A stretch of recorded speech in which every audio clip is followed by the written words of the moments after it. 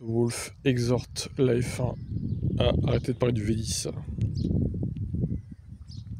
Mercedes, Honda et Audi soutiennent les règles actuelles, tandis que Red Bull et Ferrari semblent ouvertes à un changement anticipé. Bah oui, parce que c'est des équipes qui, forcément, surtout Red Bull avec Ford, ne veulent pas forcément de cette nouvelle technologie et ne seront pas rapides. D'ailleurs, que Ferrari soit pour la suppression du règlement assez vite, ça me fait un peu peur d'ailleurs. C'est pas très bon signe ça pour Lewis Hamilton, hein. Et pour Charles, pour l'année prochaine, hein. Wolff estime que si cette nouvelle génération de moteurs fonctionne bien, elle positionnera la F1 en véritable pionnière technologique. Si un ajustement s'impose, ce ne serait qu'après un retour d'expérience concret. Il insiste aussi sur l'importance de l'expérience des décisions.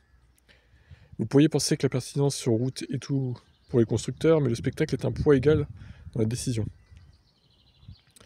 Surtout que Mercedes semble très en avance sur cette technologie, donc forcément qu'ils vont pousser pour le maintien de cette règle.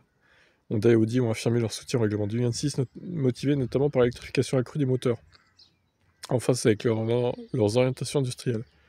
Un changement anticipé pourrait mettre en péril leur engagement avec des conséquences dommageables pour l'image de la F1.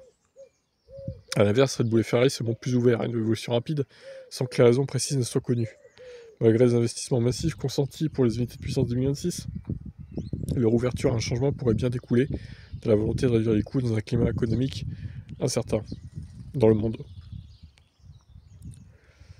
Wolff reste toutefois ouvert à une évolution de la réglementation moteur, mais pas avant d'avoir testé et évalué le cycle 2026.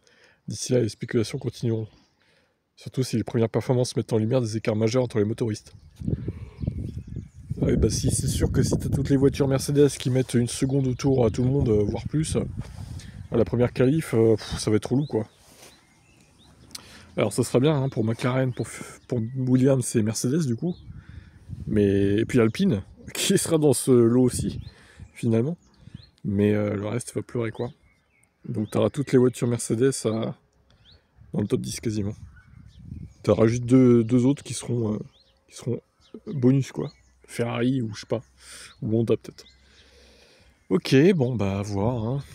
On verra bien. L'année prochaine, déjà faut finir 2025.